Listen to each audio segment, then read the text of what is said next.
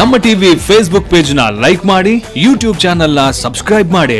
ನಮ್ಮ ಎಲ್ಲಾ YouTube video ಅಪ್ಡೇಟ್ಸ್ಗೆ ಬೆಲ್ ಐಕಾನ್ ಕ್ಲಿಕ್ ಮಾಡಿ. ನಮ್ಮ ಟಿವಿ ಕರಾವಳಿ ಕರ್ನಾಟಕದ ನಾಡಿಮಿಡಿತ.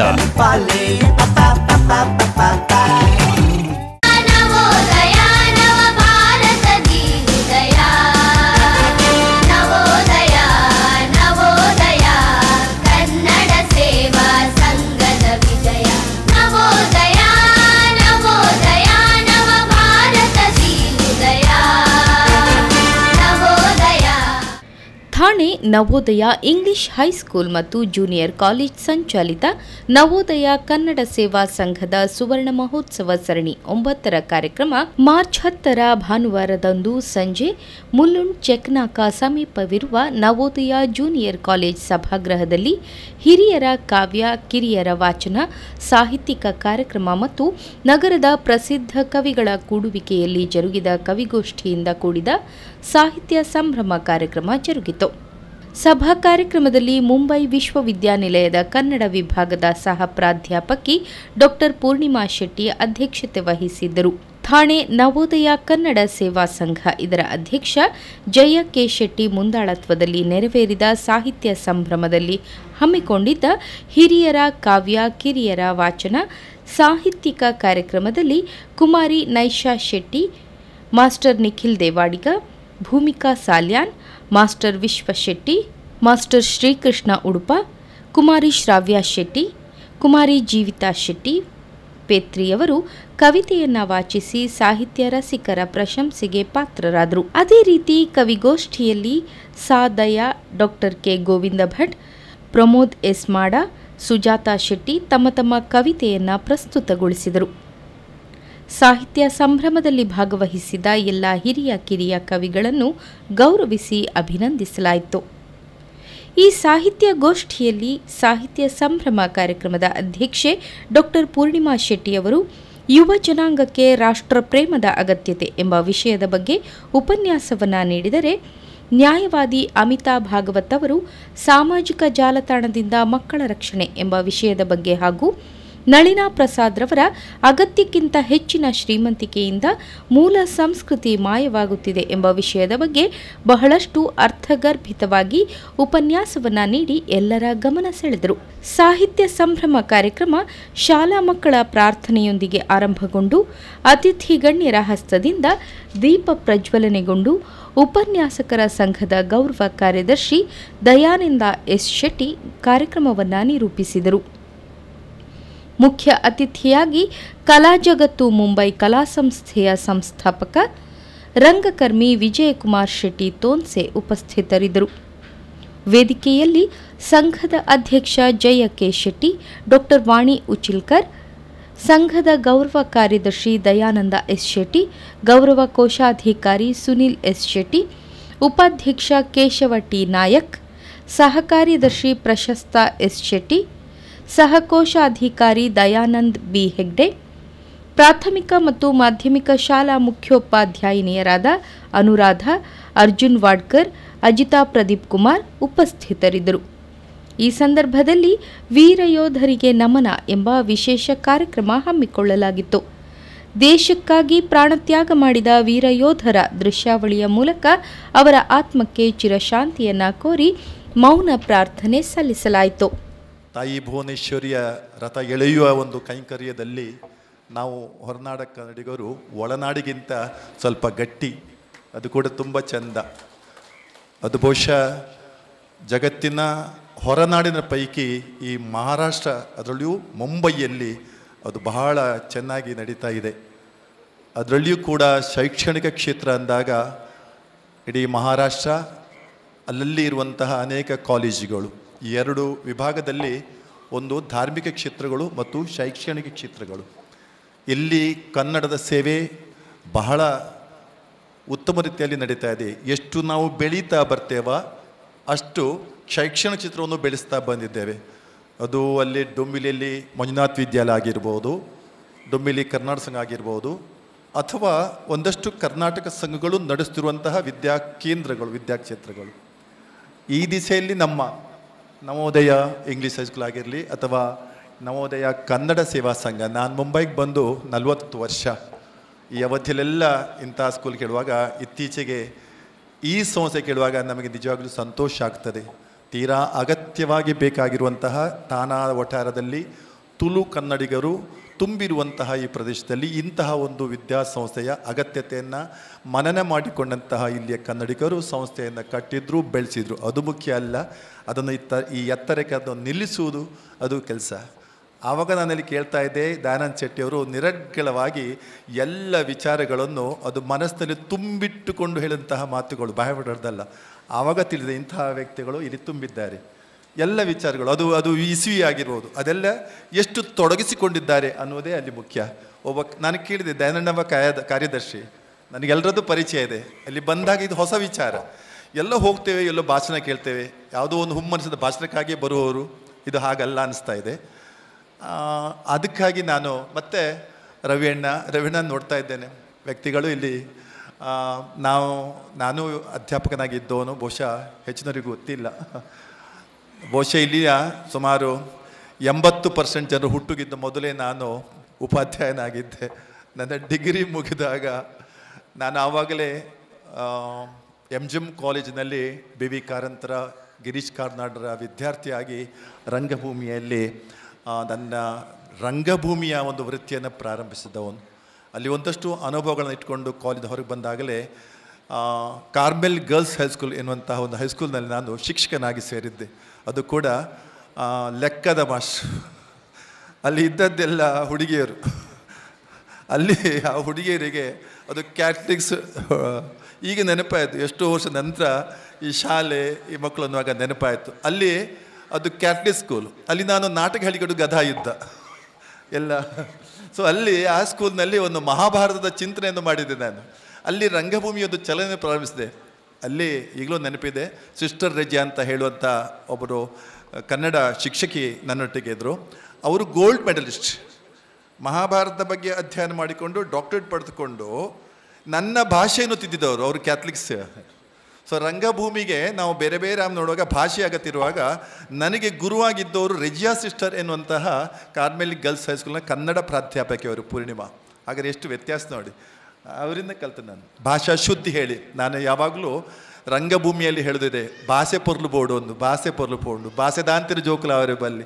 ನಮ್ಮ ಮಕ್ಕಳಿಗೆ ಹೇಳ್ತೇವೆ ಭಾಷೆ ದಾಂತಿನ ಅಂದರೆ ಎಷ್ಟು ಅರ್ಥ ಹೇಳಿದರೆ ಬುದ್ಧಿಗೆ ಮತ್ತು ಭಾಷೆಗೆ ಹೋಲಿಸುವುದು. ನಾವು ಈ ತುಳುದು ಭಾಷೆ ಜೀಪ ನಾವು ಭಾಷೆ ಹತ್ತವು, ಭಾಷೆ ದಾಂತಿ ಬಂದಾಗ ಬುದ್ಧಿ ಇಜ್ಜಿ ಬಂಡದು. ತುಳು ತಗಲಿ ಕೆಲಸದ ಬಾರಿ ಪೊರ್ಲುಡು ಪನ್ಪೇರಿ, ತುಳುವೆ ಪೆಲಕಾಯಿ ದಂಚ. ಈ ಪೆಲಕಾಯಿ ತುಳುವೆ ಪೆಲ ಈತ ಖುಷಿ ಆಗ್ಬಿಡ. ನಮ್ಮನ್ನು ಹೋಲಿಸೋನಾಗ ಆ ತುಳುವೆ ಪೆಲಕಾಯಿ ಎಷ್ಟು ಖುಷಿ. ನಾನು ಆ ತುಳುವೆ ಪೆಲಕಾಯಿ ಅದು ತುಳು ಭಾಷೆಯ, ತುಳು ಭಾಷೆ ಪೊರ್ಲುದ ಭಾಷೆ. ಅಲ್ಲಿ ಮಹಾಪ್ರಾಣ ಇಲ್ಲ. ತುಳುನಲ್ಲಿ ಯಾವತ್ತೂ ಕೂಡ ಮಹಾಪ್ರಾಣ ಇಲ್ಲ. ಸೌಮ್ಯ ಭಾಷೆಯ ಬಾರಿ ಪೊರ್ಲು ಗಂಟದ ಭಾಷೆ ಅವು. ಆ ಭಾಷೆಡ್ ಹೋಲ್ಸೈನೆ ಕವಿಕಲು ತುಳುವೆ ಪೆಲಕಾಯಿ ಒಂದು ಗಟ್ಟಿ ಪೆಲಕಾಯಿ ಬಾಯ್ತ ಉಂಟು, ಬರ್ಕೆ ಬೆಲಕಾಯಿ.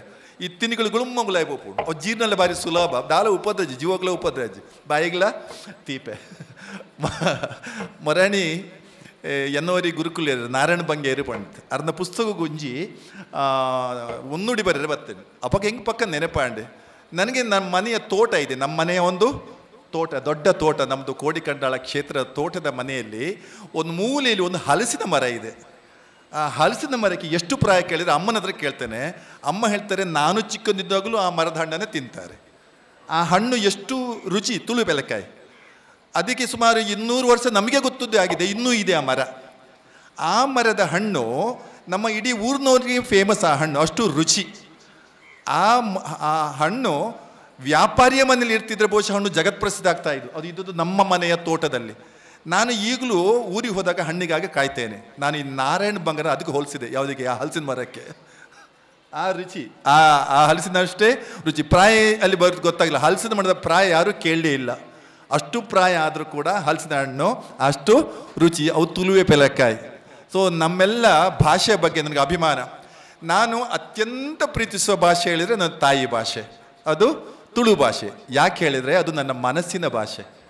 ನಾನು ಮತ್ತೊಬ್ಬರನ್ನು ಹೊಗಳುವ ಭಾಷೆ, ನನ್ನನ್ನು ನಾನು ವೃದ್ಧಿ ಮಾಡಿಕೊಳ್ಳುವಂತಹ ಭಾಷೆ. ಅದು ಯಾವುದು? ನಮ್ಮ ಮನಸ್ಸು. ವೈಜ್ಞಾನಿಕವಾಗಿ ಜಗತ್ತು ಎಷ್ಟೆಲ್ಲ ಮುಂದುವರೆದಾಗ ಅದು ಕಂಪ್ಯೂಟರ್ ಆಗಿರ್ಬೋದು, ಅದು ಬದುಕಾಗಿರ್ಬೋದು, ಅಥವಾ ವಿಮಾನ ಆಗಿ ಎಲ್ಲವನ್ನು ಆಲಿಸಿದಾಗ ಯಾರಿಗೂ ಎಲ್ಲಿಯೂ ಸಿಗದಂತಹ ಗಾಳಿ ಕೂಡ ಕೈಗೆ ಸಿಕ್ಕಿದೆ, ನೀರು ಕೈಗೆ ಸಿಕ್ಕಿದೆ, ಎಲ್ಲವೂ ಸಿಕ್ಕಿದೆ. ಆದರೆ ಮನಸ್ಸು ಮಾತ್ರ ಯಾರಿಗೂ ಇನ್ನೂ ಕೂಡ ಸಿಗಲೇ ಇಲ್ಲ. ಅಂತಹ ಮನಸ್ಸನ್ನು ನಾವು ಇಲ್ಲಿ ಯೋಚಿಸ್ತಾ ಇರುವಾಗ ಆವಾಗ ನಾನು ಹೇಳಿದುಂಟು, ತುಳುವರ ಮನಸ್ಸು ಪ್ರತಿಯೊಂದು ತುಳು ತಗಲ್ಲ ಮನಸ್ಸು ಎಂಚೆಪ್ಪು ಬಾರಿ ಪೊರ್ಲು. ಈ ಮನಸ್ಸು ನಮ್ಮ ಬಾರಿ ಪೊರ್ಲುಗೆ ಇಡೀ ಕರಾವಳಿಯಲ್ಲಿ ನಾವು ಎಣಿಸುವಾಗ ಅದಕ್ಕಾಗಿ ಬಹುಶಃ ತುಳುವರು ಎಲ್ಲರೂ ನಾವು ಕೊಚ್ಚಿಕೊಳ್ಳುವುದಲ್ಲ, ನಮ್ಮ ಸಾಧನೆಗಳೇ ಹಾಗೆ. ನಾನು ತುಳು ಭಾಷೆಯ ಬಗ್ಗೆ ನಮ್ಮ ಚಿನ್ನದ ಮಕ್ಕಳಿಗೆ ಕನ್ನಡ ಕಲಿಸಲು ಹೇಳಿದೆ, ಆ ಭಾಷೆಯ ಬಗ್ಗೆ ಮೊದಲು ಹೇಳ್ತೇನೆ. ಅದು ತುಳು ಆಗಿರ್ಬೋದು, ಕನ್ನಡ ಆಗಿರ್ಬೋದು.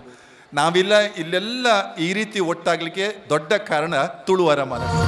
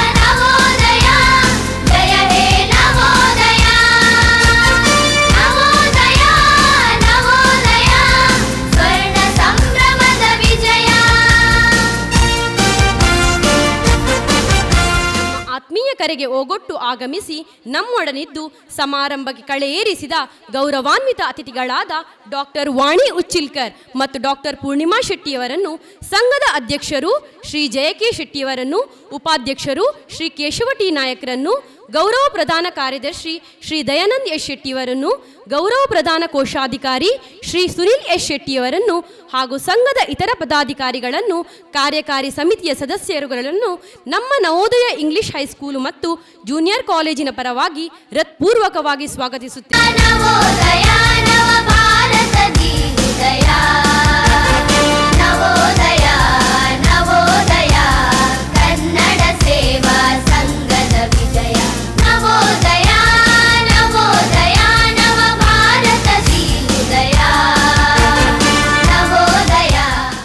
ಕವನದ ಹೆಸರು ಬಿಟ್ಟು ಬಿಡಿ ನೀವಿದನು.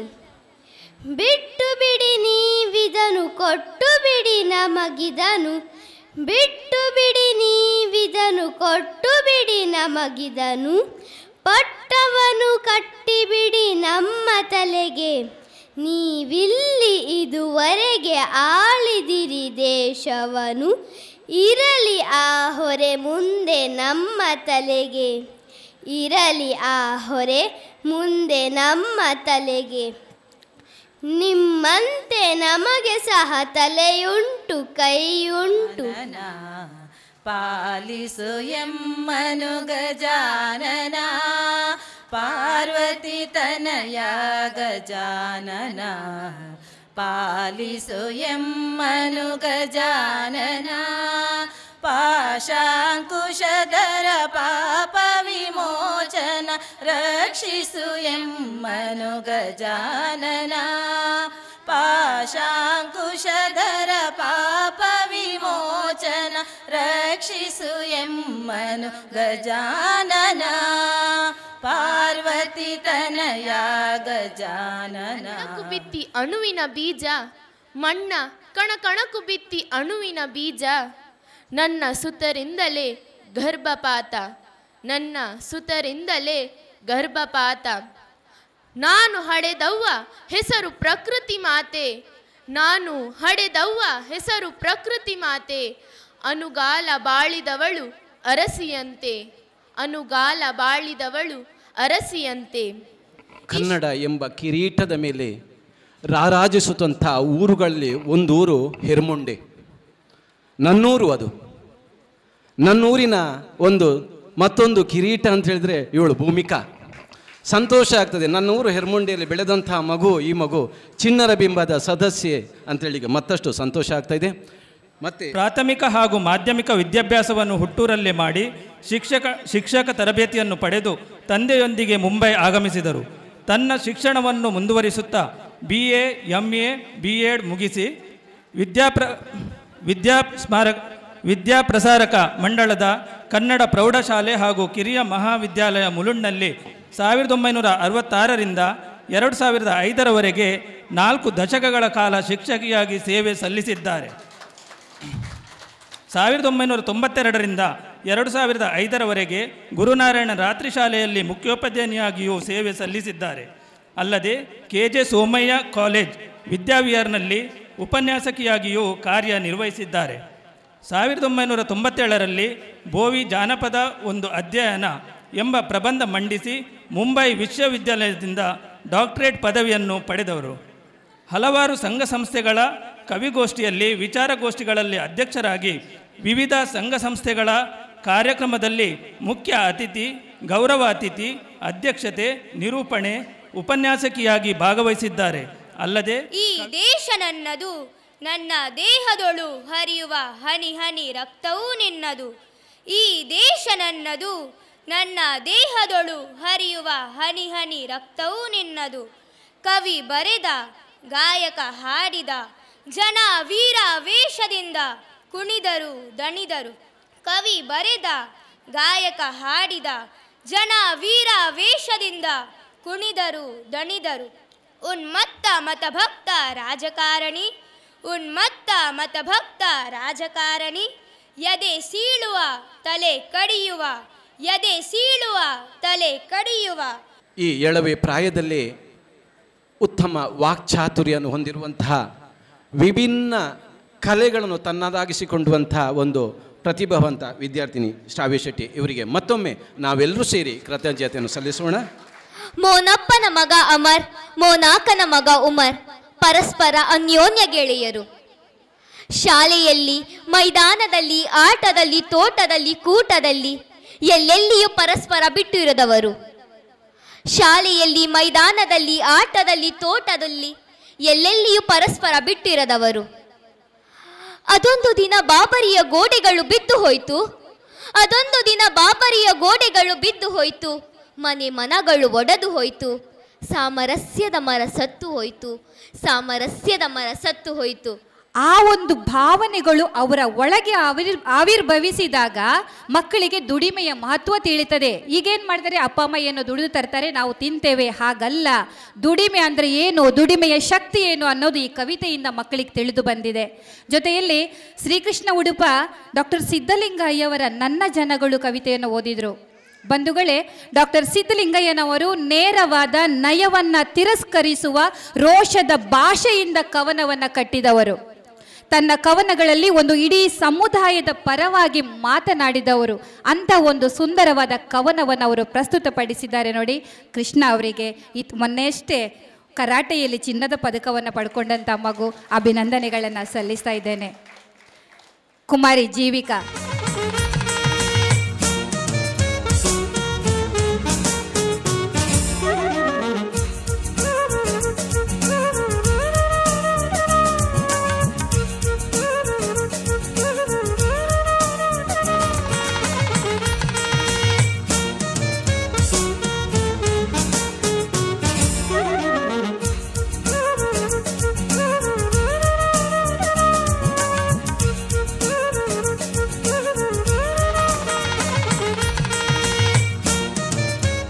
ಪ್ರೀತಿಗೆ ಒಡಲುಂಟು, ಹೂವಿನ ಪಕಳೆಗೆ ನೋವುಂಟು, ಹಾಳೆಯಲ್ಲಿ ಬರೆದಿಟ್ಟ ಕವಿತೆಗೆ ಮಗು ತುಳಿದ ಹಾದಿಯುಂಟು.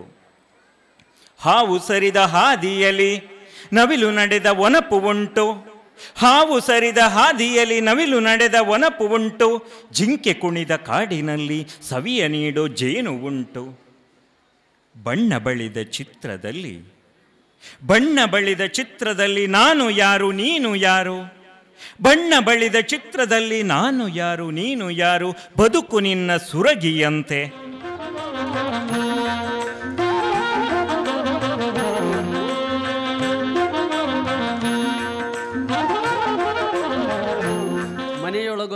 ಹಳೆಯ ಹಂಡೆ ಇತ್ತು. ಉಪಯೋಗ ಕಳೆದು ಅಟ್ಟ ಸೇರಿತ್ತು. ಇದ್ದಕ್ಕಿದ್ದಂತೆ ಹಂಡೆಯೊಳಗೆ ಗಳಗಳ ಸದ್ದು, ಸೇರಿಕೊಂಡಂತೆ ಒಳಗೆ ಬಂಡೆಯ ತುಂಡು. ಸೇರಿಕೊಂಡಂತೆ ಒಳಗೆ ಬಂಡೆಯ ತುಂಡು. ಹಂಡೆಯೊಳಗೆ ಇಣುಕಿದರೆ ಒಳಗೇನೂ ಕಾಣಲಿಲ್ಲ ಒಳಗೇನೂ ಕಾಣಲಿಲ್ಲ ಜೇಡರ ಬಲೆಯ ಹೊರತು. ಆದರೂ ಸದ್ದು ನಿಲ್ಲಲಿಲ್ಲ. ಯಾರೋ ಹೇಳಿದರು, ಕಿವಿ ಪರೀಕ್ಷಿಸಿ ನೋಡಿ ಎಂದು. ತಜ್ಞರು ನೋಡಿದರು, ಎಲ್ಲ ಸರಿಯಾಗಿತ್ತು. ಒಬ್ಬೊಬ್ಬರದು ಒಂದೊಂದು ಮಾತು. ಭೂತ ಪಿಶಾಚಿ ವಾಸ್ತುವಿನ ಕುರಿತು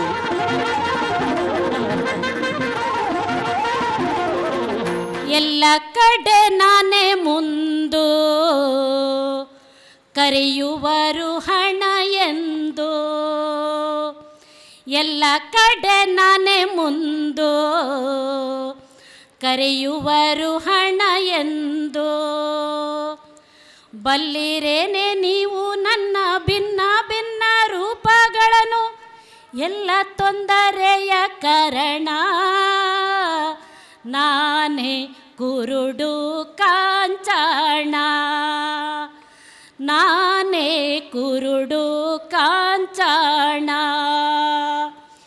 ಎಲ್ಲ ಕಡೆ ನಾನೇ ಮುಂದು, ಕರೆಯುವರು ಹಣ ಎಂದು. ದಕ್ಷಿಣೆ ಎಂಬ ನಾಮ ನನಗೆ ಮಂದಿರದಲ್ಲಿ, ದಕ್ಷಿಣೆ ಎಂಬ ನಾಮ ನನಗೆ ಮಂದಿರದಲ್ಲಿ. ವರದಕ್ಷಿಣೆ ಆಗಿ ಬಿಡುವೆ ಮದುವೆಯಲ್ಲಿ.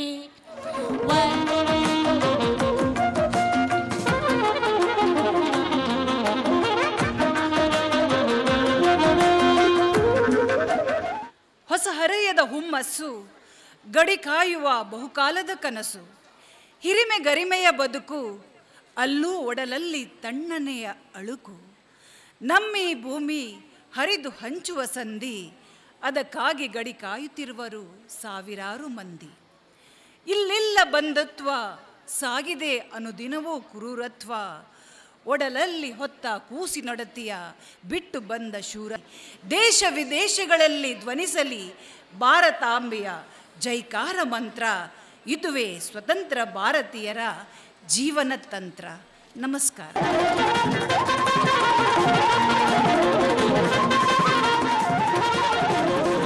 ನಮ್ಮ ದೇಶ ಸ್ವತಂತ್ರವಾಗಲು ಅದೆಷ್ಟೋ ಸೈನಿಕರು ತಮ್ಮ ಜೀವವನ್ನು ಬಲಿದಾನ ಮಾಡಿರುವರು. ನೇತಾರರು ಹಗಲಿರುಳೆನ್ನದೇ ದುಡಿದಿರುವರು ಎಂಬುದರ ಬಗ್ಗೆ ನಮ್ಮ ಅರಿವಿಗೆ ಬರಲಾರದು. ದೇಶ ಸ್ವತಂತ್ರವಾಗಲು ಬ್ರಿಟಿಷರೊಡನೆ ಹೋರಾಡಿ ಪ್ರಾಣವಿತ್ತು ವೀರ ಮರಣವನ್ನು ಪಡೆದ ವೀರ ಶೂರ ಸೈನಿಕರು ಒಂದೆಡೆಯಾದರೆ, ಇದೀಗ ಸ್ವಾತಂತ್ರ್ಯ ನಂತರ ನಾವು ಆರಾಮವಾಗಿ ಜೀವನದ ಸುಖ ಭೋಗಗಳನ್ನು ಅನುಭವಿಸಲು ಸಹಕಾರಿಯಾಗುವರೇ? ಗಡಿಯಲ್ಲಿ ಹದ್ದಿನ ಕಣ್ಣಿನಿಂದ ಜೀವದ ಆಸೆಯನ್ನೇ ತೊರೆದು ಶತ್ರು ರಾಷ್ಟ್ರಗಳ ದಾಳಿಯನ್ನು ಯಾವುದೇ ಗಳಿಗೆಯಲ್ಲೂ ನಿಯಂತ್ರಿಸಲು ಪಣತೊಟ್ಟು ಶತ್ರುಗಳ ಗುಂಡಿಗೆ ತನ್ನ ಎದೆಗುಂಡಿಗೆಯನ್ನೇ ಅರ್ಪಿಸಲು ಅಣಿಯಾಗಿ ನಿಂತಿರುವ ನಮ್ಮ ಯೋಧರ ಬಗ್ಗೆ ನಮಗೆಷ್ಟು ತಿಳಿದಿದೆ ಎಂದರೆ ಬಹುಶಃ ಮಾತುಗಳೇ ಹೊರಡದು. ಸೈನಿಕರು ನಮ್ಮ ರಾಷ್ಟ್ರದ ಹೆಮ್ಮೆ. ಯಾಕೆಂದರೆ ಅವರ ನಡೆ ನುಡಿ ಕೆಲಸ ಕಾರ್ಯಗಳಲ್ಲಿ ಎಲ್ಲಿಯೂ ರಾಜಕೀಯದ ಗಂಧ ಗಾಳಿಯ ಸ್ಪರ್ಶವಿಲ್ಲ. ಅವರ ಧ್ಯೇಯ ಒಂದೇ, ಏನೇ ಬರಲಿ ಹೇಗೇ ಇರಲಿ ನಮ್ಮ ಪ್ರಜೆಗಳು ಶತ್ರು ಭಯವಿಲ್ಲದೆ ವರ್ಷದ 365 ದಿನಗಳಲ್ಲೂ ಹಗಲು ರಾತ್ರಿ ಎನ್ನದೆ ನೆಮ್ಮದಿಯ ಉಸಿರನ್ನು ಆಡುವಂತೆ ಮಾಡುವುದು.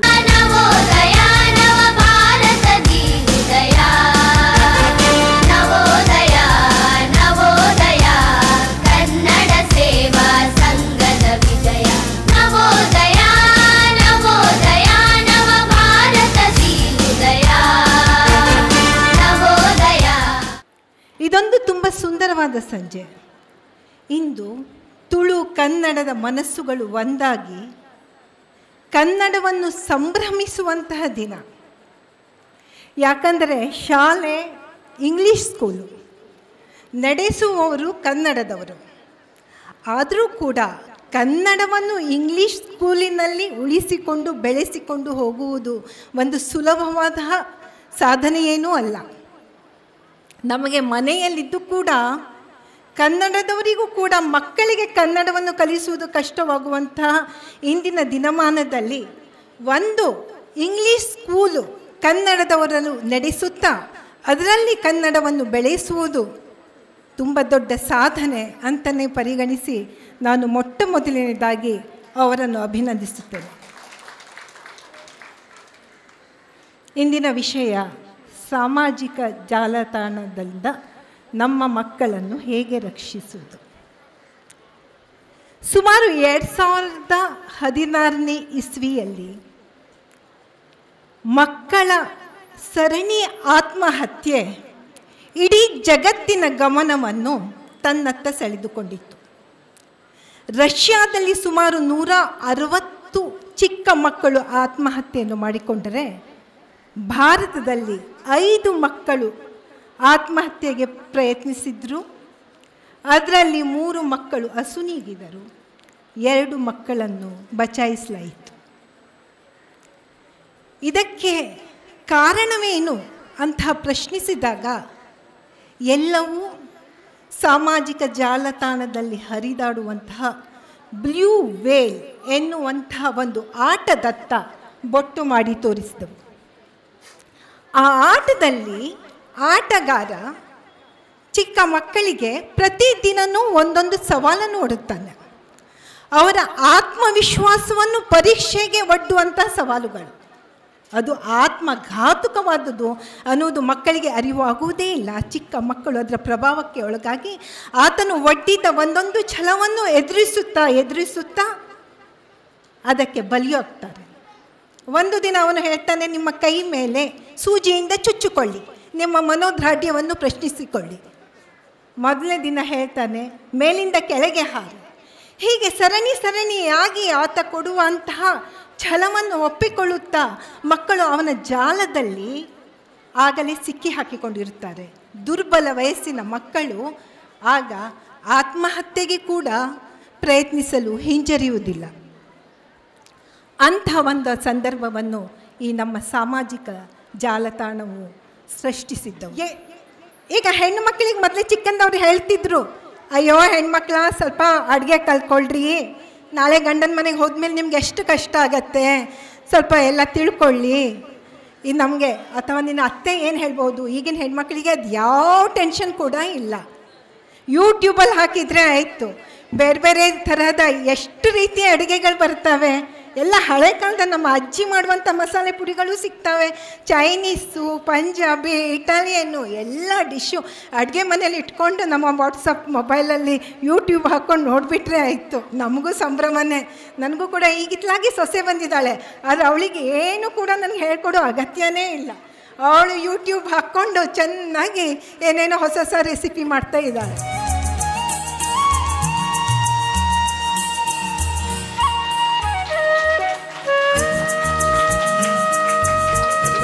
ಅಗತ್ಯಕ್ಕಿಂತ ಹೆಚ್ಚಿನ ಶ್ರೀಮಂತಿಕೆಯಿಂದ ಮೂಲ ಸಂಸ್ಕೃತಿ ಮಾಯವಾಗ್ತಾ ಇದೆ. ಈ ವಿಷಯದ ಬಗ್ಗೆ ಅವರು ಮಂಡಿಸಲಿಕ್ಕಿದ್ದಾರೆ. ಅದರ ಮೊದಲು ಅವರು ಯಾರು, ಅವರ ಬಗ್ಗೆ ಸ್ವಲ್ಪ ನಾವು ಪರಿಚಯಿಸಬೇಕಾದ ಅಗತ್ಯ ಇದೆ. ಬೆಂಗಳೂರಿನಲ್ಲಿ ಜನಿಸಿದ ಶ್ರೀಮತಿ ನಳಿನಾ ಪ್ರಸಾದ್ರವರು ತಮ್ಮ ಪ್ರಾಥಮಿಕ, ಮಾಧ್ಯಮಿಕ ಮತ್ತು ಕಾಲೇಜ್ ಶಿಕ್ಷಣವನ್ನು ಮಂಡ್ಯದಲ್ಲಿ ಪಡೆದವರಾಗಿದ್ದಾರೆ. ಮೈಸೂರಿನ ಮಾನಸ ಗಂಗೋತ್ರಿಯಲ್ಲಿ ಜೀವರಸಾಯನಶಾಸ್ತ್ರ ಅಂದರೆ ಬಯೋಕೆಮಿಸ್ಟ್ರಿಯಲ್ಲಿ ಸ್ನಾತಕೋತ್ತರ ಪದವಿಯನ್ನು ಪಡೆದವರಾಗಿದ್ದಾರೆ.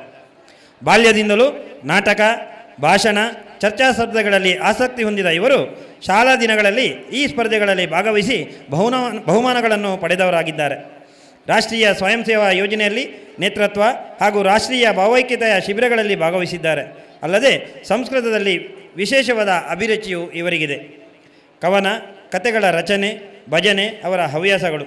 ರಂಗಭೂಮಿಯಲ್ಲಿ ವಿಶೇಷ ಆಸಕ್ತಿಯಿಂದ ಶ್ರೀಮತಿ ನಳಿನಾ ಪ್ರಸಾದ್ರವರು ಇತ್ತೀಚೆಗೆ ಮುಂಬೈ ರಂಗಭೂಮಿಯ ಖ್ಯಾತ ನಿರ್ದೇಶಕ ಡಾಕ್ಟರ್ ಭರತ್ ಕುಮಾರ್ ಪೊಲಿಪು ಇವರ ಇನ್ನೊಬ್ಬ ಬರೀ ಶ್ರೀಮಂತಿಕೆ ಅಂತ ಕೊಟ್ಟಿಲ್ಲ, ಅತಿಯಾದ ಶ್ರೀಮಂತಿಕೆ ಅಂತ ಕೊಟ್ಟಿದ್ದಾರೆ. ಅತಿಯಾದರೆ ಅಮೃತವೂ ವಿಷವೇ.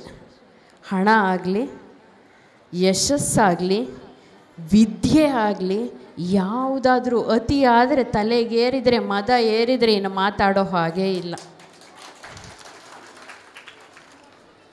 ಮೊಟ್ಟ ಮೊದಲಿಗೆ ಇಲ್ಲಿ ಶ್ರೀಮಂತಿಕೆ ಅಂದ್ರೇನು, ಸಂಸ್ಕೃತಿ ಅಂದ್ರೇನು ಅಂತ ಸ್ವಲ್ಪ ನೋಡೋಣ. ಒಂದು ನಿಮಿಷ ಅದರ ಬಗ್ಗೆ ತಿಳ್ಕೊಳ್ಳೋಣ.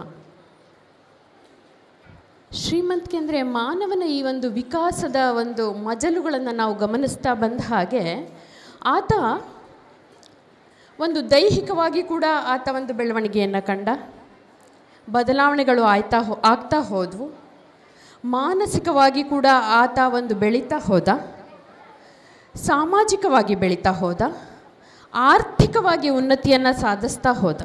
ಹೀಗೆ ಸಕಲ ಕ್ಷೇತ್ರಗಳಲ್ಲೂ ಸರ್ವಾಂಗೀಣವಾಗಿ ಒಂದು ವಿಕಾಸವನ್ನು ಆತ ಪಡಿತಾ ಹೋದ. ಅಲ್ಲಿಗೆ ಒಂದು ಮಾನವನ ಅಭಿವೃದ್ಧಿಗೆ ಮಾನವ ಸಂಪೂರ್ಣವಾಗಿ ಒಂದು ಸಮಗ್ರವಾಗಿ ಆತ ಬೆಳೆದಿದ್ದಾನೆ ಅಂತ ಹೇಳಬೇಕಾದ್ರೆ ಈ ಎಲ್ಲ ಬೆಳವಣಿಗೆಗಳು ಅಗತ್ಯವೇ ಹೌದು. ಇನ್ನು ಶ್ರೀಮಂತಿಕೆ ಅಂದರೆ ಏನಪ್ಪ ಅಂತಂದರೆ, ಶ್ರೀಮಂತಿಕೆಯಲ್ಲಿ ನನ್ನ ಪ್ರಕಾರ 3 ವಿಧ. ಒಂದು ಇಲ್ಲಿಯ ಶ್ರೀಮಂತಿಕೆ, ಹೃದಯ ಶ್ರೀಮಂತಿಕೆ. ಇನ್ನೊಂದು ಜ್ಞಾನದ ಶ್ರೀಮಂತಿಕೆ. ಇನ್ನೊಂದು ನಮ್ಮ ಹೊರಗಿನ ವ್ಯವಹಾರಕ್ಕೆ ಬೇಕಾದಂತಹ ಶ್ರೀಮಂತಿಕೆ. ನಮ್ಮ ವೇದಗಳಲ್ಲಿ ಒಂದು ಮಾತಿದೆ, ಅರ್ಥ ಬಹಿಷರ ಪ್ರಾಣಾಹ ಅಂತ. ಅಂದರೆ ಹೊರಗಿನ ವ್ಯವಹಾರಕ್ಕೆ ಅರ್ಥ ಬೇಕು. ನಾವು ಚತುರ್ವಿಧವಾದಂತಹ ಮೋಕ್ಷಗಳನ್ನು, ಚತುರ್ವಿಧವಾದಂತಹ ಫಲಗಳನ್ನು ಹೇಳಬೇಕಾದ್ರೂ ಧರ್ಮ, ಅರ್ಥ, ಕಾಮ, ಮೋಕ್ಷ ಅಂತ ಹೇಳ್ತೀವಿ. ಮೋಕ್ಷಕ್ಕೆ ಹೋಗೋಕ್ಕೆ ಮುಂಚೆ ಅರ್ಥ ಜಾಗವನ್ನು ಪಡೆದುಕೊಂಡಿದೆ. ಅಲ್ಲಿಗೆ ಅರ್ಥದ ಅಗತ್ಯತೆ, ಹಣದ ಅಗತ್ಯತೆ ಬಹಳಷ್ಟು ಎಲ್ಲರಿಗೂ ಇದೆ. ಅರ್ಥ ಅನ್ನೋದು ಕೆಟ್ಟದಲ್ಲ. ಆದರೆ ಈ ನಾ ಹೇಳಿದ್ನಲ್ಲ, ಹೃದಯ ಶ್ರೀಮಂತಿಕೆ ಆಗಲಿ ಅಥವಾ ಜ್ಞಾನದ ಶ್ರೀಮಂತಿಕೆ ಅಥವಾ ಅರ್ಥದ ಶ್ರೀಮಂತಿಕೆ, ಈ 3 ಒಂದು ತನ್ನದೇ ಆದ ಪ್ರಮಾಣದಲ್ಲಿ ಬೆರೆತಾಗ ಒಬ್ಬ ಮನುಷ್ಯ ಶ್ರೀಮಂತನಾಗ್ತಾನೆ. ಇಲ್ಲಿ ಯಾವುದೇ ಒಂದರ ಪ್ರಮಾಣ ಹೆಚ್ಚಿದರೂ ಅಥವಾ ಯಾವುದೇ ಒಂದು ಪ್ರಮಾಣ ಕಡಿಮೆ ಆದರೆ ಮನುಷ್ಯ ಎಷ್ಟು ಬಡವನಾಗ್ತಾನೆ ಅಂದರೆ ದಟ್ಟ ದರಿದ್ರನಾಗಿ ಹೋಗ್ತಾನೆ. ಅದನ್ನು ನಾವು ಎಚ್ಚರಿಕೆ ವಹಿಸಬೇಕು. ಶ್ರೀಮಂತಿಕೆ ವಿಷಯ ಇಷ್ಟ ಆಯಿತು. ಇನ್ನು ಸಂಸ್ಕೃತಿ ಅಂದರೆ ಏನು? ಸಂಸ್ಕೃತಿ ಅಂದರೆ ಏನು? ಸಂಸ್ಕೃತಿ ಅಂದರೆ ಏನು? ಸಂಸ್ಕೃತಿ ಒಂದು ಅನುಭವ. ಅದು ಅನುಭವಿಸ್ಬೋದು, ಅದಕ್ಕೆ ಒಂದು ಚೌಕಟ್ಟನ್ನು ಹಾಕೋಕ್ಕಾಗಲ್ಲ. ಸಂಸ್ಕೃತಿ ಅಂದರೆ ನಾವು ಹುಟ್ಟಿರೋ ಸೀರೆ, ನಾವು ಹಾಕಿರೋ ಬಟ್ಟೆ, ನಾವು ತೊಟ್ಟಿರೋ ಒಡವೆ, ಮೈಸೂರು ಮಸಾಲೆ ದೋಸೆ, ದಾವಣಗೆರೆ ಬೆಣ್ಣೆ ದೋಸೆ, ಶ್ರವಣಬೆಳಗೊಳದ ಗೊಮ್ಮಟ, ಉಡುಪಿಯ ಶ್ರೀಕೃಷ್ಣ, ನಂಜನಗೂಡಿನ ನಂಜುಂಡೇಶ್ವರ, ಚಾಮುಂಡಿ ಬೆಟ್ಟದ ಚಾಮುಂಡಿ, ಎಲ್ಲವೂ ಸಂಸ್ಕೃತಿನೇ. ಜೋಳದ ರೊಟ್ಟಿನೂ ಸಂಸ್ಕೃತಿನೇ. ನಾವು ಓದ್ತಕ್ಕಂತಹ ನಮ್ಮ ಗ್ರಂಥಗಳು ಸಂಸ್ಕೃತಿಯೇ. ನಾವು ಆಡ್ತಕ್ಕಂತಹ ಭಾಷೆ.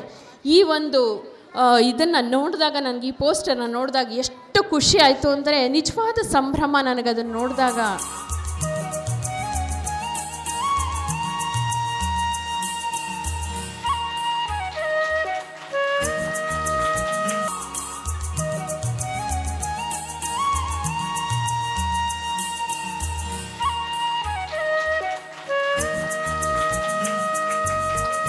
ನಾನು ಅಮಿತಾ ಭಾಗವತ್ ಅವರು ಮಾತಾಡುವಾಗ ನಳಿನ್ ಅವರಿಗೆ ಹೇಳ್ತಾ ಇದ್ದೆ, ನಾವು ಚೌಕಟ್ಟು ಇಲ್ಲದೆ ಮಾತನಾಡಿದಾಗ ನಾವು ಸಮಯ ಹೆಚ್ಚು ಹೋಗುವಂಥ ಸಂದರ್ಭ ಇರುವುದರಿಂದ ನಾನು ಚೌಕಟ್ಟಿನ ಒಳಗಡೆ ಅಷ್ಟೇ ನಮಗೆ ಕೊಟ್ಟ ವಿಷಯವನ್ನು ನಿಮ್ಮ ಮುಂದೆ ಇಡಲಿಕ್ಕೆ ಇಷ್ಟಪಡ್ತೇನೆ. ಬಂಧುಗಳಿಂದು ನಾನು ಮಾತಾಡಿರುವಂತಹ ವಿಷಯ ಯುವ ಜನಾಂಗಕ್ಕೆ ರಾಷ್ಟ್ರ ಪ್ರೇಮದ ಅಗತ್ಯತೆ. ತಮಗೆಲ್ಲರಿಗೂ ಗೊತ್ತಿರುವ ಹಾಗೆ ಭಾರತ ವಿವಿಧತೆಯಲ್ಲಿ ಏಕತೆಯನ್ನು ಮೂಡಿಸಿದಂಥ ಒಂದು ರಾಷ್ಟ್ರ. ಒಂದು ಮರವನ್ನು ನೋಡಿ ನೀವು, ಅದರಲ್ಲಿ ಅನೇಕ ರೆಂಬೆಗಳು ಇರ್ತದೆ, ಆದರೆ ಅದಕ್ಕೆ ಪರಿಪೋಷಣೆಯನ್ನು ನೀಡುವುದು ಮಾತ್ರ ವೃಕ್ಷದ ಮೂಲದಿಂದ. ನನ್ನ ದೇಶ, ನನ್ನ ಜನ ಎನ್ನುವಂಥ ಪ್ರೀತಿ ಪ್ರತಿಯೊಬ್ಬನ ಮನಸ್ಸಿನಲ್ಲಿ ಮೂಡಿದಾಗ ಆಗ ತನ್ನಿಂದ ತಾನೇ ಅವನ ರಕ್ತದ ಕಣದಲ್ಲಿ ರಾಷ್ಟ್ರಪ್ರೇಮ ಮೂಡ್ತದೆ. ಅಲ್ಲಿ ಜಾತಿ ಮತ ಭೇದಗಳು ಎಂದಿಗೂ ಅಡ್ಡ ಬರುವುದಿಲ್ಲ. ಆತನ ಭಾವಕೋಶದಲ್ಲಿ ಸೇರಿ ಹೋಗುವುದು ಕೇವಲ ತನ್ನ ರಾಷ್ಟ್ರದ ಕುರಿತಾದ ಪ್ರೇಮ ಮಾತ್ರ. ಇಂತಹ ಅಚಲವಾದ ಉತ್ಕಟವಾದ ಪ್ರೀತಿ ತನ್ನ ರಾಷ್ಟ್ರದ ಕುರಿತು ಮೂಡಬೇಕಾದ್ರೆ ಬಾಲ್ಯದಲ್ಲೇ ಆ ಪ್ರೀತಿ ಮೊಳಕೆಯೊಡೆದು ಯೌವನದಲ್ಲಿ ಬೇರೂರಿ ನಂತರ ಜೀವನ ಪೂರ್ತಿ ಅದು ಹೆಮ್ಮರವಾಗಿ ಬೆಳಿಬೇಕು. ಯುವ ಜನಾಂಗಕ್ಕೆ ರಾಷ್ಟ್ರ ಪ್ರೇಮದ ಕುರಿತು ನಾವು ಮಾತಾಡುವಾಗ ನಿಮ್ಮಲ್ಲಿ ಒಂದು ಪ್ರಶ್ನೆ ಉದ್ಭವ ಆಗ್ಬೋದು, ರಾಷ್ಟ್ರ ಪ್ರೇಮ ಇಲ್ಲದವರು ಯಾರು? ಎಲ್ಲರಲ್ಲೂ ಇದ್ದೇ ಇರ್ತದೆ. ಆದರೆ ಸ್ವಾಮಿ ವಿವೇಕಾನಂದರ ದೃಷ್ಟಿ, ಬಸವೇಶ್ವರರ ಸಮಾಜ ಪ್ರಜ್ಞೆಯನ್ನು ನಮ್ಮಲ್ಲಿ ಮೂಡಿಸಿಕೊಂಡಾಗ ತನ್ನಷ್ಟಕ್ಕೆ ಆ ದೇಶ ಪ್ರೇಮ ಮೂಡ್ತದೆ. ಬಂಧುಗಳೇ, ಶಾಲೆ ಕಾಲೇಜಿನ ದಿನಗಳಲ್ಲಿ ವಿದ್ಯಾರ್ಥಿಗಳಿಗೆ ದೇಶ ಪ್ರೇಮವನ್ನು ಮೂಡಿಸುವ ಕಥೆಗಳನ್ನು, ಐತಿಹಾಸಿಕ ಘಟನೆಗಳನ್ನು ಹೇಳಿಕೊಟ್ಟಾಗ ಅವರ ಮನಸ್ಸಿನಲ್ಲಿ ಇದು ನನ್ನ ದೇಶ, ಈ ದೇಶದ ರಕ್ಷಣೆ ರಕ್ಷಣೆಯ ಭಾರ ನನ್ನ ಮೇಲಿದೆ ಅನ್ನುವಂಥ ಒಂದು ಭಾವನೆ ಮೂಡ್ತದೆ. ಆ ಕೆಲಸವನ್ನು ನಾವು ಮಾಡಬೇಕಾಗಿದೆ.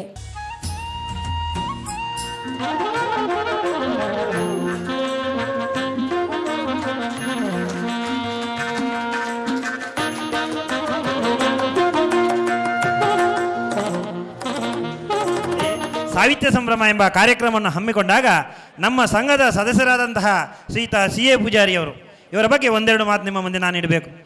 ಸಂಘ ಒಂದು ನಿಂತ ನೀರಾಗದೆ ಹರಿಯುವ ನೀರಾಗಿ ಸಾಗುವಂಥ ಸಮಯದಲ್ಲಿ ನಮಗೆ ಹಲವಾರು ಜನಗಳ ಅವಶ್ಯಕತೆ ಇರ್ತದೆ.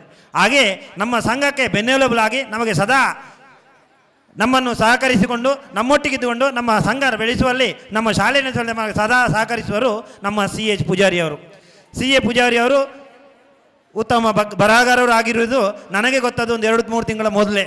ಒಂದು ದಿವಸ ಅವರು ನಮ್ಮ ಕಚೇರಿಗೆ ಬಂದಿದ್ದರು. ನಮ್ಮ ಆಡಳಿತ ಸಮಿತಿಯಲ್ಲಿ ಕೂತ್ಕೊಂಡು ನಾನೊಂದು ಪುಸ್ತಕವನ್ನು ಬರೆದಿದ್ದೇನೆ, ಅದನ್ನು ನಮ್ಮ ಸಂಘದಲ್ಲಿ ಒಂದು ಬಿಡುಗಡೆ ಮಾಡುವಂಥ ವ್ಯವಸ್ಥೆಯನ್ನು ನೀವು ಮಾಡಿಕೊಡಬೇಕೆಂದು ಆಶ್ವಾಸನೆ ಅವ್ಯಕ್ತಪಡಿಸಿದಾಗ ನಮಗೆಲ್ಲರಿಗೂ ಎಲ್ಲಿಲ್ಲದ ಸಂತಸ.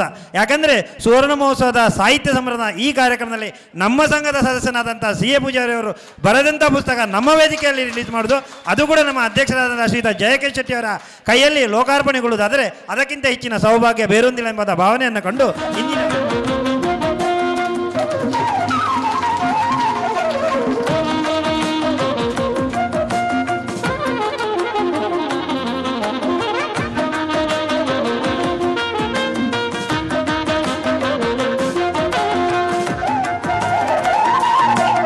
ಶಾಲೆ ಶಿಕ್ಷಣ ಸಂಸ್ಥೆಗಳನ್ನು ಸ್ಥಾಪಿಸಿದ ಮುಂಬಯಿಯ ಸಂಘ ಸಂಸ್ಥೆಗಳು ಬಹಳ ಕಡಿಮೆ. ಇಲ್ಲ ಅಂತ ನಾನು ಹೇಳುವುದಿಲ್ಲ, ಇದ್ದಾವೆ, ಇದ್ದರೂ ಕೂಡ ತುಂಬ ಕಡಿಮೆ. ಅಂಥದ್ರಲ್ಲಿ ನವೋದಯ ಕನ್ನಡ ಸಂಘ, ನವೋದಯ ಕನ್ನಡ ಸೇವಾ ಸಂಘ ಇದು ಒಂದು ಜಾತಿಯ ಸಂಘ ಅಲ್ಲ, 10 ಜಾತಿಯವರು ಸೇರಿಕೊಂಡು ನಡೆಸುತ್ತಿರುವ ಸಂಘ. ಇಲ್ಲಿ ಹಲವು ಪ್ರಕಾರದ ಗೊಂದಲ ಅಡಚಣೆಗಳು ಇರುವುದು ಸ್ವಾಭಾವಿಕ. ಅಂತಹ ಸ್ವಾಭಾವಿಕ ಗೊಂದಲಗಳನ್ನು ಮೆಟ್ಟಿ ನಿಂತು ಅದರಲ್ಲಿ ಬರುವ ಒಬ್ಬ ಹಾಕಿ ಇಟ್ಟ ದಾರಿಯನ್ನು ಮತ್ತೊಬ್ಬ ಅದನ್ನು ಮೆಟ್ಟಿ ಮುರಿಯದೆ ಅದನ್ನು ಮುಂದುವರಿಸಿಕೊಂಡು ತಮಗೆ ಕೊಟ್ಟ ದೀವಿಗೆ ಅಂತ ಹೇಳ್ಕೊಂಡು ಒಲಿಂಪಿಕ್ ದೀವಿಗೆ ಅಂತೆ ಇದನ್ನು ತೆಗೆದುಕೊಂಡು ಇದನ್ನು ನಿರಂತರವಾಗಿ ಕಾರ್ಯಕಾರಿ ಸಮಿತಿ ಕಾಲಕ್ಕೆ ಬದಲಾಗುತ್ತಾ ಕಾಲಕ್ಕೆ ಅದನ್ನು ಮುಂದೆ ಕೊಂಡು ಹೋಗುತ್ತಾ ಇದೆ. ಈ ಸಂಘ ನಮ್ಮ ಹುಟ್ಟಿನೊಂದಿಗೆ ಇಂಥ ಒಂದು ಸಂಸ್ಥೆಯ ಹುಟ್ಟು ಹಾಕುವುದು, ವಿದ್ಯಾಸಂಸ್ಥೆಯನ್ನು ಹುಟ್ಟು ಹಾಕುವುದು ಬಹಳ ಕಷ್ಟದ ಕೆಲಸ. ಇಂಥ ಒಂದು ಶಿಕ್ಷಣ ಸಂಸ್ಥೆಯಲ್ಲಿ ಈಗ ನಾನು 2 ಮಾತನ್ನು ಆಡಲಿಕ್ಕೆ ಬೇಕಂತ ಹೇಳಿದೆ, ಈ ಸಮಯದ ಅಭಾವ ಇದೆ, ಆದರೂ ಕೂಡ ಹೇಳಬೇಕಾಗ್ತದೆ. ನನ್ನ 3 ಮಕ್ಕಳು, ಒಬ್ಬಳು CS ಮಾಡಿದ್ದಾಳೆ, ಇದೇ ಶಾಲೆಯಲ್ಲಿ ಇದರಲ್ಲೇ ಕಲಿತದ್ದು. ಮತ್ತೊಬ್ಬಳು ಇಲ್ಲಿ ಇದ್ದಾಳೆ, ಈಗ ಅವಳು MSc B.Ed ಆಗಿ ಈಗ ಒಂದು ಹೈಸ್ಕೂಲ್ನಲ್ಲಿ 10th ಟೀಚರಾಗಿ ಕೆಲಸ ಮಾಡ್ತಾ ಇದ್ದಾಳೆ. ಮತ್ತೊಬ್ಬ ಟಾಟಾ ಇನ್ಸ್ಟಿಟ್ಯೂಟ್ ಆಫ್ ಸೋಷಿಯಲ್ ಸೈನ್ಸ್ನಲ್ಲಿ MS ಮಾಡ್ತಾ ಇದ್ದಾನೆ. ಎಲ್ಲ ಇದೇ ಶಾಲೆಯವರು. ಈ ಶಾಲೆ ಶಿಕ್ಷಣ ಕೊಡುವುದು ಮಹತ್ವ ಅಲ್ಲ, ಎಲ್ಲ ಶಾಲೆಗಳು ಶಿಕ್ಷಣವನ್ನು ಕೊಡ್ತಾವೆ, ಆದರೆ ಇಲ್ಲಿ ಸಂಸ್ಕಾರವನ್ನು ಕೊಡ್ತಾರೆ. ಇಲ್ಲಿ ನಮ್ಮ ಅರವಿಂದ್ ರಾಯರಂಥವರು ನಮ್ಮ ಈ ಹಿಂದೆ ಈಗಲೂ ಕೂಡ ಅನೇಕ ಟೀಚರ್ ಇದ್ದಾರೆ. ಅವರ ಅಂತಹ ಒಂದು ಸಂಸ್ಕಾರ, ಮನೆಯ ಸಂಸ್ಕಾರ, ತುಳು ಸಂಸ್ಕಾರ, ಕನ್ನಡ ಸಂಸ್ಕಾರವನ್ನು, ಈ ತುಳುನಾಡಿನ ಸಂಸ್ಕಾರವನ್ನು ಪಡೆಯಬೇಕಾದ್ರೆ ಈ ಶಾಲೆಯಲ್ಲಿ ನಾವು ಅಭ್ಯಾಸ ಮಾಡಬೇಕು. ಕಲಿಗಳೇ ನಮ್ಮ ನಾಡಿನ ಕಲಿಗಳೇ, ಕಹಳೆ ಊದುತ್ತ ಗೀತೆ ಹಾಡುತ್ತ ಮುದದಿ ಮುಂದಕ್ಕೆ ಸಾಗುವ ನಮ್ಮ ಸಂಘದ ಸುವರ್ಣ ತೇರಿಗೆ ನಾವೇ ಚೇತನ ಚಕ್ರವೋ, ನಮ್ಮ ಸಂಘದ ಸುವರ್ಣ ತೇರಿಗೆ ನಾವೇ ಚೇತನ ಚಕ್ರವೋ. ಸುಮ್ಮ ಕುಳಿತರೆ ಬೊಮ್ಮ ಮುನಿವನು ಒಮ್ಮೆ ಮೈ ಚಳಿ ಕಳೆಯಿರೋ. ಸುಮ್ಮ ಕುಳಿತರೆ ಬೊಮ್ಮ ಮುನಿವನು ಒಮ್ಮೆ ಮೈ ಚಳಿ ಕಳೆಯಿರೋ. ಹಳೆಯರೆನ್ನದೆ ಎಳೆಯರೆನ್ನದೆ ಮಹಿಳೆ ಮುಗ್ಧರೆ ಬನ್ನಿರೋ. ಮಹಿಳೆ ಮುಗ್ಧರೆ ಬನ್ನಿರೋ. ಕನ್ನಡವನ್ನು ಉಳಿಸಿ ಬೆಳೆಸುವ ನಿಟ್ಟಿನಲ್ಲಿ ಕಾರ್ಯನಿರ್ವಹಿಸುತ್ತಿರುವ ಹಾಗೂ ಸಾಹಿತ್ಯ ಸಂಸ್ಕೃತಿಯ ಬಲವರ್ಧನೆಗೆ ಶ್ರಮಿಸಿದ ಗಣ್ಯ ವ್ಯಕ್ತಿಗಳಿರುವರಿಗೆ ಸಂಘದ ಸುವರ್ಣ ಮಹೋತ್ಸವದ ಪ್ರಯುಕ್ತ ಸಂಘದ ವತಿಯಿಂದ ಇದೀಗ ಗೌರವಾರ್ಪಣೆ. ಈ ಕಾರ್ಯಕ್ರಮವನ್ನು ನಮ್ಮ ಸಂಘದ ಅಧ್ಯಕ್ಷರು ಶ್ರೀ ಜಯಕೆ ಶೆಟ್ಟಿಯವರು ನಡೆಸಿಕೊಡಬೇಕಾಗಿ ಸನ್ಮಾನಗಳ ಗೌರವ ಇವೆಲ್ಲವುಗಳಿಂದ ಪರಿವೇಷ್ಟಿತರಾಗಿರುವ ಡಾಕ್ಟರ್ ಸುನೀತಾ ಶೆಟ್ಟಿಯವರದ್ದು ಅಸಾಮಾನ್ಯ ವ್ಯಕ್ತಿತ್ವ. ಆದರೆ ಸದಾ ತಮ್ಮ ಸರಳ ಸಜ್ಜನಿಕೆಯ ನಡೆನುಡಿಗಳಿಂದ, ಸಾದಾ ವೇಷಭೂಷಣಗಳಿಂದ, ಆತ್ಮೀಯವೂ ಪ್ರಿಯವೂ ಆದ ವ್ಯಕ್ತಿತ್ವದಿಂದ ಸುನೀತಕ್ಕ ಎಲ್ಲರಿಗೂ ಅಕ್ಕನಾಗಿ ಪ್ರಿಯರಾಗಿರುವರು. ಇವರ ಪೂರ್ಣ ಪರಿಚಯ ಮಾಡಿಕೊಡುವುದೆಂದರೆ ಅದು ಬಹಳ ಕಷ್ಟದ ಕೆಲಸ. ಎತ್ತರಕ್ಕೆ ನೋಡಿದರೆ ಹಿಮಾಲಯ ಪರ್ವತದ ಎವರೆಸ್ಟ್ ಶಿಖರವನ್ನು ಮೀರಿ ನಿಂತ ಕನ್ನಡ ನಾಡಿನಾದ್ಯಂತ ಅಲ್ಲದೆ ದೇಶದ ಉದ್ದಗಲಕ್ಕೆ ಮಾತ್ರವಲ್ಲದೆ ವಿದೇಶದಲ್ಲಿನ ತಮ್ಮೆಲ್ಲ ತುಳು ಕನ್ನಡಿಗರೆಲ್ಲರ ಮನದಾಳದಲ್ಲಿ ತಲ ಊರಿ ನಿಂತಿರುವ ಇವರ ವ್ಯಕ್ತಿತ್ವಕ್ಕೆ ಸಾಟಿವಿಲ್ಲವೆಂದರೆ ಅತಿಶಯೋಕ್ತಿಯ ಮಾತಾಗಲಾರದು. ಹೊರನಾಡಿನಲ್ಲಿ ಕನ್ನಡದ ಡಿಂಡಿಮವನ್ನು ಬಾರಿಸಿದ ಅಗ್ರಗಣ್ಯರಲ್ಲಿ ಇವರು ಒಬ್ಬರಾಗಿರುವರು.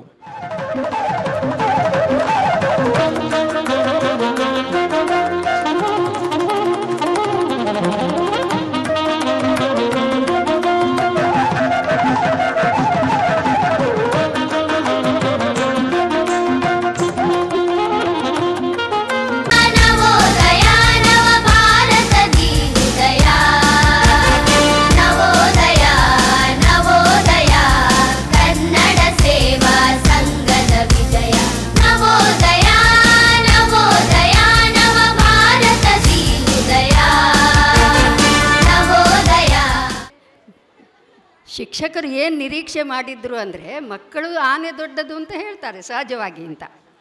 ಆಗ ಶಿಕ್ಷಕರು ಏನು ಹೇಳಬೇಕಾಗಿತ್ತು, ಅಲ್ಲ ಇರುವೆಯೇ ದೊಡ್ಡದು. ಯಾಕೆ ಅಂದರೆ ಆನೆಯ ಸೊಂಡಿಲ ಒಳಗೆ ಒಂದು ಇರುವೆ ಹೋದರೆ ಸಾಕು, ಅದು ಸಾಯ್ತದೆ. ಹಾಗಾದರೆ ಯಾವುದು ದೊಡ್ಡದಾಯಿತು ಅಂತ ಅವರಿಗೆ ಹೇಳಲಿಕ್ಕಿತ್ತು, ಶಿಕ್ಷಕರಿಗೆ ಅದನ್ನು ಹೇಳಲಿಕ್ಕಿತ್ತು, ತನ್ನ ಪಾಂಡಿತ್ಯವನ್ನು ಪ್ರದರ್ಶಿಸಲಿಕ್ಕಿತ್ತು. ಆದರೆ ಮಕ್ಕಳು ಅಲ್ಲೇ ತಡೆ ಹಾಕಿದರು. ಮೊಬೈಲ್ ಬಗ್ಗೆ ಬಂತು, ಈಗ ಅಂತರ್ಜಾಲದ ಬಗ್ಗೆ ಬಂತು. ಒಳ್ಳೆಯ ಮಾತುಗಳು ಈ ವೇದಿಕೆಯಿಂದ ಬಂದವು. ನಮಗೆಲ್ಲರಿಗೂ ಗೊತ್ತಿದೆ ಅದು ಎಷ್ಟು ಒಳ್ಳೆಯದು ಎಷ್ಟು ಕೆಟ್ಟದು. ಕೆಲವೊಮ್ಮೆ ಅದು ಬಹಳ ಉಪಕಾರಿ, ನಮಗೆ ತುಂಬ ಪ್ರಯೋಜನ. ನಿಮಗನಿಸಲಿಕ್ಕಿಲ್ಲ, ನನ್ನಲ್ಲಿ ಯಾವ ಅಂತರ್ಜಾಲ ಒಂದು ಮೊಬೈಲ್ ಇದೆ ಸಣ್ಣದು. ನಾನು ಒಂದು ಮೆಸೇಜ್ ನೋಡುವುದಿಲ್ಲ. ನನ್ನಲ್ಲಿ ಫೇಸ್ಬುಕ್ ಇಲ್ಲ, ನನ್ನಲ್ಲಿ ವಾಟ್ಸಪ್ ಇಲ್ಲ, ಒಂದೇ ಒಂದು ನಂಬರ್ ಇಲ್ಲ ನನ್ನ ನಂಬರ್ ಬಿಟ್ಟರೆ. ನಿಮಗನ್ನಿಸ್ಬೋದು ಇದೆಂಥ ಮೃಗ ಅಂತ. ಈ ಕಾಲದಲ್ಲಿ ಈ ಮುದುಕಿಗೆ ಅಂತ ಹುಚ್ಚ ಒಂದು ಮೊಬೈಲ್ ಇಟ್ಟುಕೊಂಡು ಒಂದು ಮೆಸೇಜ್ ತಗೊಳ್ಳೋದಿಲ್ಲ ಅಂದರೆ, ಇನ್ನೊಬ್ಬರ ನಂಬರ್ ಹಾಕ್ಕೊಳ್ಳೋದಿಲ್ಲ ಅದರಲ್ಲಿ ಅಂದರೆ, ಒಂದು ಫೇಸ್ಬುಕ್ ಇಲ್ಲ, ಒಂದು ವಾಟ್ಸಪ್ ಇಲ್ಲ. ಎಂಥ ಪ್ರಾಣಿ ಇದು ಅಂತ ನಿಮಗನ್ನಿಸ್ಬೋದು. ನಾನು ಸುರಕ್ಷಿತವಾಗಿದ್ದೇನೆ, ಏನೇನೋ ತೊಂದರೆ ಇಲ್ಲ. ಯಾವ ಮೆಸೇಜ್ ನಾನು ಹೇಳುವುದು, ನನ್ನಲ್ಲಿ ಒಂದು ಫೋನ್ ಇದೆ, ಆ ಫೋನಿಗೆ ಫೋನ್ ಮಾಡಿ, ನನ್ನ ಮನೆಯಲ್ಲಿದೆ ಮಾಡಿ ಹೇಳೋದು. ನಾನು ಯಾವ ಮೆಸೇಜು ನಾನು ನೋಡುವುದೂ ಇಲ್ಲ, ನನಗೆ ನೋಡಲಿಕ್ಕೆ ಬರುವುದೂ ಇಲ್ಲ. ನಾನು ಸುಖವಾಗಿದ್ದೇನೆ ಅಂತ ಅನ್ನಿಸ್ತದೆ. ಆದರೆ ಕಾಲಕ್ಕೆ ಹೊಂದಿಕೊಂಡು ನಾವು ಹೋಗಬೇಕಾಗ್ತದೆ. ನಮ್ಮ ಮಕ್ಕಳನ್ನು ದೂರಿ ಪ್ರಯೋಜನ ಇಲ್ಲ. ತೊಟ್ಟಿಲಲ್ಲಿರುವಂಥ ಶಿಶುವಿಗೆ ಮೊಬೈಲ್ ಕಟ್ಟುವಂಥ ಕಾಲ ಬಂತು. ಆ ಮೊಬೈಲಿಗೊಂದು ಜೋಗಳ ಹಾಕಿದರೆ ಸಾಕು, ಅದು ಮಗುಂದಿತ್ತು. ಈಗ ಯಾವರಿಗೂ ಒಂದು ಜೋಗಳ ಬರೋದಿಲ್ಲ. ಬರ್ತದ? ಯಾರಿಗಾದರೂ ನಿಮ್ಮ ಮಕ್ಕಳನ್ನು ತೊಟ್ಟಿಲಲ್ಲಿ ಹಾಕುವಾಗ ಒಂದು ಜೋಗಳ ಹಾಡಿ ಅಂದರೆ, ಒಂದು ಸಲ ಒಂದು ತೊಟ್ಟಿಲು ಹಾಕುವಾಗ ಒಂದು ಮಗು ಹೇಳಿತು, ನಾನು ಹೇಳ್ತೇನೆ ಜೋಗುಳ ಅಂತ ಅಂದಿತ್ತು. ಎಲ್ಲರಿಗೂ ಆಶ್ಚರ್ಯ, ಈ ಮಗು ಜೋಗುಳ ಹಾಡ್ತದ? ಮಾಡೋದು.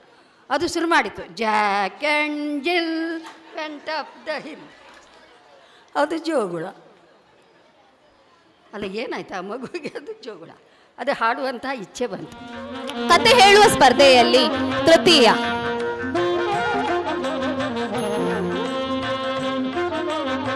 ಆಲಿಸಿರಿ.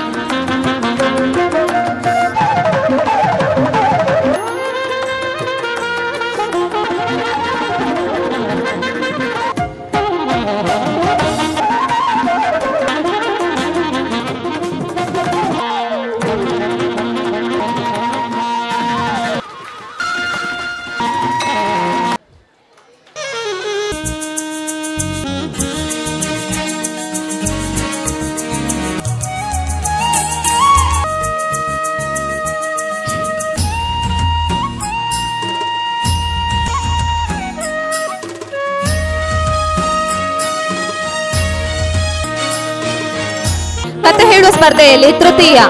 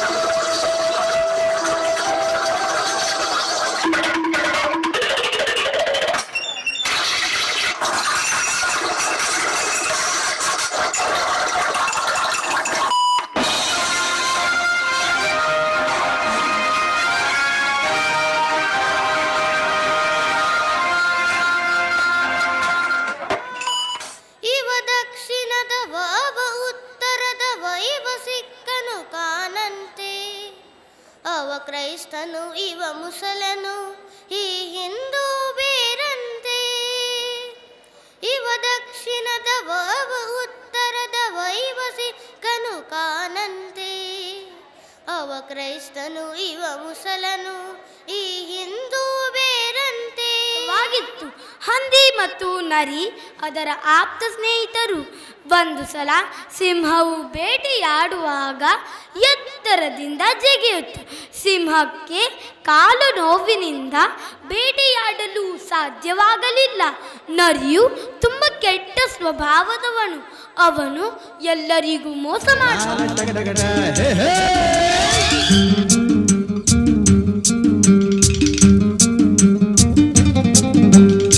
ಹುಟ್ಟಿದರೆ ಕನ್ನಡ ನಾಡಲು ಹುಟ್ಟಬೇಕು, ಮೆಟ್ಟಿದರೆ ಕನ್ನಡ ಮಣ್ಣ ಮೆಟ್ಟಬೇಕು. ಬದುಕಿದ್ದು ಜಟಕ ಬಂಡಿ, ಇದು ವಿಧಿಯೋಡಿಸುವ ಬಂಡಿ.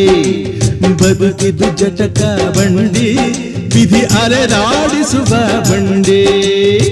ಹುಟ್ಟಿದರೆ ಕನ್ನಡ ನಾಡಲು ಹುಟ್ಟಬೇಕು, ಮೆಟ್ಟಿದರೆ ಕನ್ನಡ ಮಣ್ಣ ಮೆಟ್ಟಬೇಕು. ಸಂತೋಷ ಸಂಭ್ರಮದ ಸಾಹಿತ್ಯ ಸಂಭ್ರಮದ ರಸದೌತಣವನ್ನು ಉಂಡು ಕೂತವರು ನೀವು. ಆಯಾಸವಾಗಿರಲಿಕ್ಕಿಲ್ಲ, ನಿದ್ದೆಯೂ ಬರಲಿಕ್ಕಿಲ್ಲ. ಅಂಥ ಒಂದು ಕಾರ್ಯಕ್ರಮ ಇವತ್ತು ನಾವು ಎಣಿಸಿರಲಿಲ್ಲ ಇಷ್ಟೊಂದು ಒಳ್ಳೆಯ ರೀತಿಯಲ್ಲಿ ಅದು ಆಗಬಹುದು ಅಂತ. ಆದರೆ ನಾವು ಕಳೆದ 49 ವರ್ಷಗಳಿಂದ ಬರೀ ಸರಸ್ವತಿಯ ಸೇವೆಯನ್ನು ಮಾಡ್ತಾ ಇದ್ದೆವು. ನಮ್ಮ ಪ್ರತಿಯೊಂದು ಕೆಲಸ ಕಾರ್ಯಗಳು ಆ ವಿದ್ಯಾ ಪ್ರಸಾರಕ್ಕೆ ಸೀಮಿತವಾಗಿತ್ತು.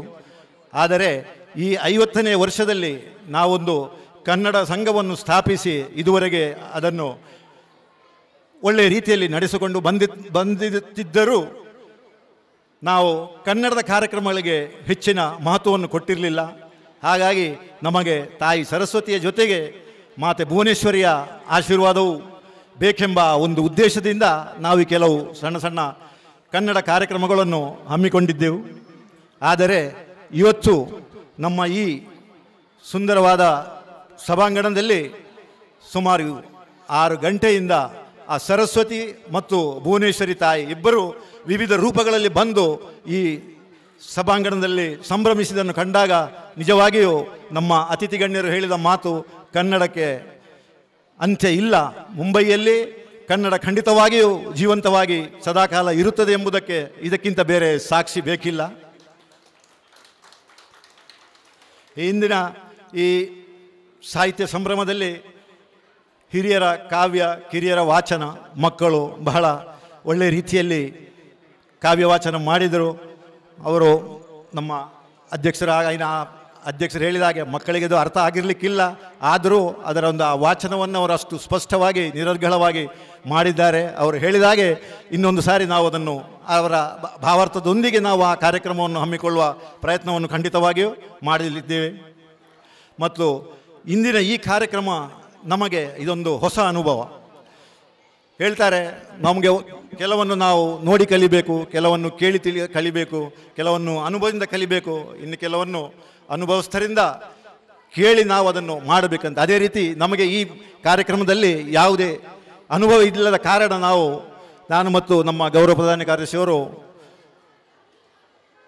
ಆಲೋಚನೆ ಮಾಡಿದಾಗ ನಮಗೆ ಮೊದಲಿಗೆ ನಮ್ಮ ವಿಶ್ವನಾಥ ಶೆಟ್ಟಿ ಪೇತ್ರಿಯವರು ನಮ್ಮ ನೆನಪಿಗೆ ಬಂದರು. ಯಾಕೆಂದರೆ ಅವರು ಈ ಮೊದಲೇ ಹೇಳಿದರು, ನನ್ನಿಂದ ನಿಮ್ಮ ಈ 50ನೇ ವರ್ಷದ ಸಂಭ್ರಮದಲ್ಲಿ ನಮ್ಮದೇನಾದರೂ ಅಳಿಲ ಸೇವೆಯ ಅವಶ್ಯಕತೆ ಬಿದ್ದರೆ ಖಂಡಿತವಾಗಿ ನಮ್ಮನ್ನು ನೆನಪಿಸಿಕೊಳ್ಳಿ ಅಂತ. ಆ ಒಂದು ಮಾತನ್ನು ಅವರ ಮಾತನ್ನು ನಾವು ಉಳಿಸಿಕೊಳ್ಳುವ ಆ ಒಂದು ಉದ್ದೇಶವೂ ಇತ್ತು, ನಮಗೆ ಅವರ ಅಗತ್ಯವೂ ಇತ್ತು. ಯಾಕಂದರೆ ನಾವು ಯಾವುದೇ ಒಂದು ಕೆಲಸವನ್ನು ಮಾಡುವಾಗ ಅದು ಯಶಸ್ವಿ ಆದರೆ ನಮಗೆ, ಯಶಸ್ವಿ ಆಗದೆ ಹೋದ ಪಕ್ಷದಲ್ಲಿ ಜನರು ನಮಗೆ ಪರಿಚಯ ಆಗ್ತಾರೆ ಅಂತ. ಆ ಒಂದು ಸಂದರ್ಭದಲ್ಲಿ ನಾವು ಅವರ ಸಹಾಯವನ್ನು ಕೇಳಿದೆವು. ಅವರಿಗೆ ಜೊತೆಯಾಗಿ ನಮ್ಮ ಡಾಕ್ಟರ್ ಪೂರ್ಣಿಮಾ ಶೆಟ್ಟಿಯವರು ಕೂಡ ಎಲ್ಲ ರೀತಿಯಿಂದಲೂ ಸಹಕರಿಸಿ ಇಂದಿನ ಈ ಕಾರ್ಯಕ್ರಮವನ್ನು ಬಹಳ ಯಶಸ್ವಿಯಾಗಿ ನಡೆಸಿಕೊಟ್ಟಿದ್ದಾರೆ.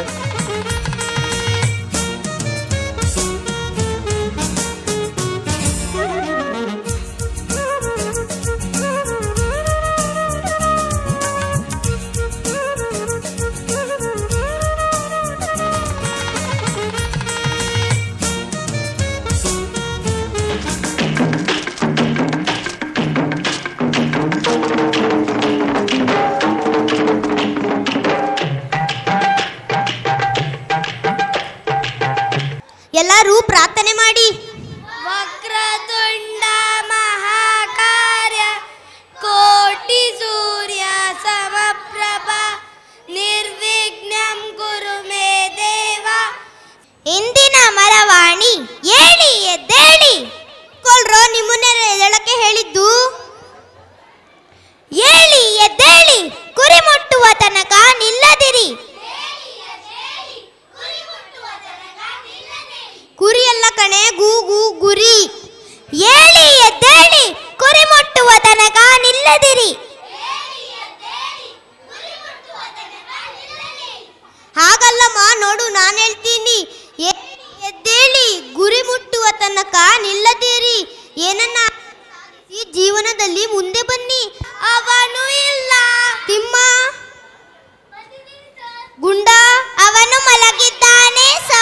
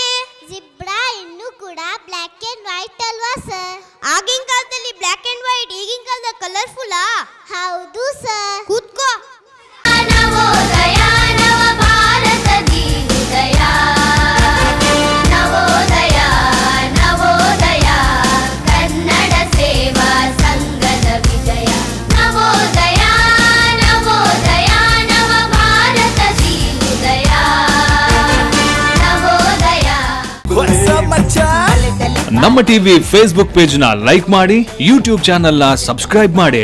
ನಮ್ಮ ಎಲ್ಲಾ ಯೂಟ್ಯೂಬ್ ವಿಡಿಯೋ ಅಪ್ಡೇಟ್ಸ್ಗೆ ಬೆಲ್ ಐಕಾನ್ ಕ್ಲಿಕ್ ಮಾಡಿ. ನಮ್ಮ ಟಿವಿ, ಕರಾವಳಿ ಕರ್ನಾಟಕದ ನಾಡಿಮಿಡಿತ.